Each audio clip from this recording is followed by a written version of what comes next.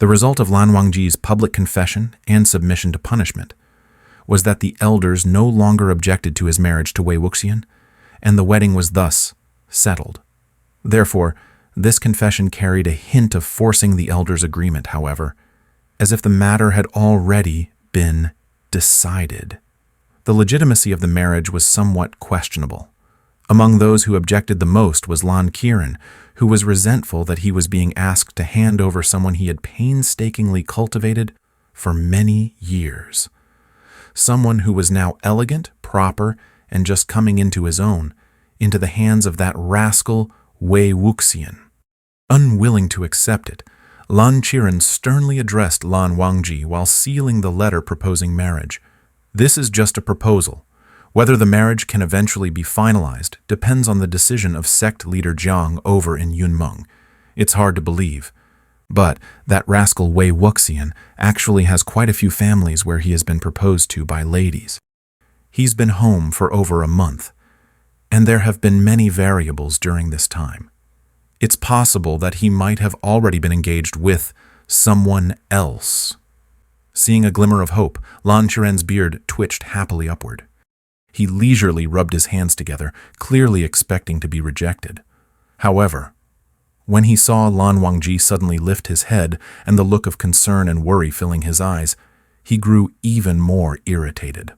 Lan Qiren held onto the marriage proposal letter for a long time, stubbornly refusing to send it like a mule digging in its heels. He kept changing the subject, but Lan Wangji's sharp gaze followed the envelope wherever it went, almost as if the two of them were locked in a silent battle. They remained at an impasse, each refusing to back down. In the end, even Lan Xichen couldn't stand it any longer and smiled, saying, "Uncle, let me help you send out this letter."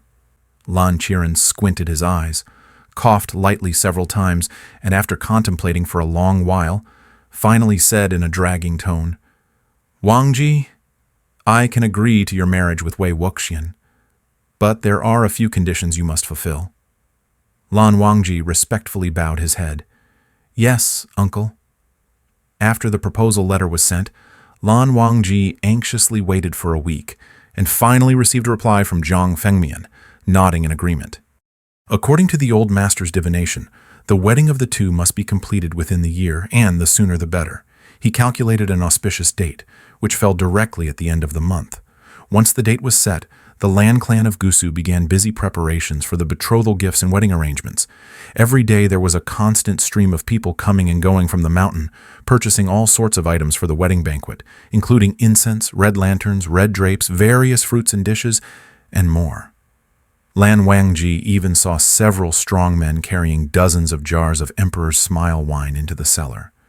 Invitations were swiftly sent out to all the prominent families, and the cloud-patterned flames of the Lan clan's message talismans burned in front of the message hall for a full day and night. The news of Lan Wangji and Wei Wuxian's wedding finally spread throughout the cultivation world. The union between the two great families of the Lan clan of Gusu and the Zhang clan of Yunmeng caused quite a stir within the cultivation sects, becoming a hot topic of conversation among wandering cultivators and even common folk.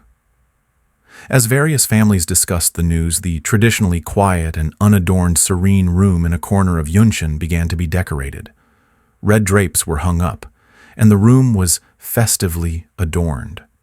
All sorts of congratulatory gifts and small items symbolizing good fortune, such as coins and wedding candies, were placed everywhere, making the once simple and elegant residence look as gaudy as a common folk's home. This aesthetic made Lan Qiren frown frequently. He stood in the courtyard, simmering with a frustration that no one understood, being jostled left and right by the passing young people. The youths gave half-hearted greetings and laughingly ran into the house. They brought the wedding outfit styles from the tailoring workshop for Lan Wangji to choose from. The tailor arrived in a hurry, complaining all the while that the wedding was so rushed it was simply outrageous, and that the rush to complete the work was going to blind her. She bustled around with her measuring tape, prodding and poking at Lan Wangji's body to get his measurements, nearly colliding with Lan Qiren as she came in. Lan Qiren felt as if he had been transported back to the day Wei Wuxian had stuck an invisibility talisman on him. Everyone was busy coming and going, completely ignoring him. He was pushed around like a spinning top, finally getting bumped into a corner where he was no longer in the way. He pointed to the sky and the ground, cursing and venting his anger on his future nephew-in-law Wei Wuxian, far away in the distance, lamenting the misfortune of his family. The day before the wedding, Wei Wuxian's dowry arrived. Items engraved with the 9-petal lotus pattern were placed all around the serene room, blending seamlessly with the cloud pattern and adding to the festive atmosphere. The simple and elegant wooden carved bed in the serene room was also set up as the wedding bed, with all the drapes and bedding changed to bright red, a symbol of great celebration. The crests of both families were intricately merged together on the decorations. Lan Wangji personally took Wei Wuxian's personal belongings. Opening a pitiably small bundle, he found only a few everyday clothes inside. He carefully folded each item and solemnly placed them in the wardrobe, dedicating half the space specifically for Wei Wuxian. On the day of the wedding, the guests were as numerous as clouds. Notable figures from each of the prominent cultivation families attended the banquet without exception. The previously serene Yunshan were bustling like a busy marketplace. On the white stone steps of the mountain gate, Lan Wangji stood in his splendid attire. His strikingly handsome appearance was further highlighted by his red wedding dress, which contrasted with his fair, jade-like complexion, resembling cherry blossoms wrapped around a jade tree and bright snow. His elegance was unparalleled. 2 young wedding children, each holding a flower basket, playing around Lan Wangji's long legs, laughing and playfully tossing red paper at each other. The matchmaker hurriedly scolded them, "Oh, my little ancestors, that red paper is for later, to be scattered over the newlyweds. If you play with it all now, what will we use later?" On both sides of the mountain path, many guests waited eagerly alongside them, each one craning their neck in anticipation. Even Jiang Fengmian, who should have been awaiting the ceremony in the elder's seat at the hall, had somehow come down to the mountain gate. As soon as he arrived, people greeted him with congratulatory gestures, and he responded to each. However, when the auspicious time arrived, there was still no sign of the wedding procession. The matchmaker began to worry, and the guests started chattering and becoming increasingly restless. Lan Wangji stood motionless, gazing at the open sky. The 2 children, exhausted from playing, sat on the ground with drowsy eyes and leaned against the statue-like Lan Wangji. Rubbing their eyes, they tugged at his boots and asked, "Groom brother, has your bride brother arrived yet?" Moments later, a line of red-clad figures appeared in the sky that Lan Wangji was intently watching. He moved slightly as he saw someone anxiously jump down from their sword, nearly breaking a leg in the process. Climbing to their feet, the person then shouted towards the dense crowd, "Wei Wuxian, he ran away from the wedding. A month ago, when the Jiang clan of Yunmeng received the marriage proposal letter from the Lan clan of Gusu, the situation was already chaotic.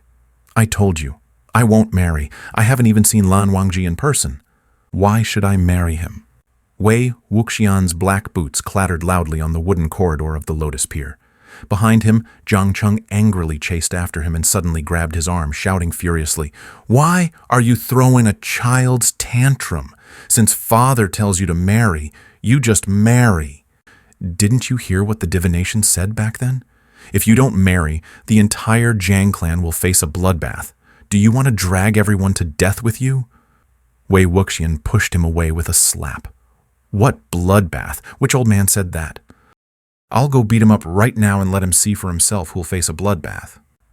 Zhang Cheng kicked towards him, yelling, "You heartless wretch! Can't you sacrifice a little for the sake of the family's future?" Wei Wuxian spun to dodge and struck Zhang Cheng at his ribs. "If you're so great, why don't you make the sacrifice? If that old man asked you to marry someone you've never met, would you do it?" Zhang Cheng grunted as he took the hit and instead grabbed Wei Wuxian's arm, pressing him to the ground. Zhang Cheng said, "So what if you've never met them? Once you marry, you'll see him." Wei Wuxian retorted, "Since you like him so much, why don't you go marry with him?" Zhang Cheng snapped, "Nonsense. He does not want to get married with me." Wei Wuxian said, How do you know that? You've never met. Maybe Lan Wangji will really like you once he sees you. Anyway, you're not having any chance to be with a girl in this lifetime, so why don't you try men? Jiang Cheng roared, Wei Wuxian, you're asking for death. Moments later, the two, bruised and battered, were dragged in front of Jiang Fengmian.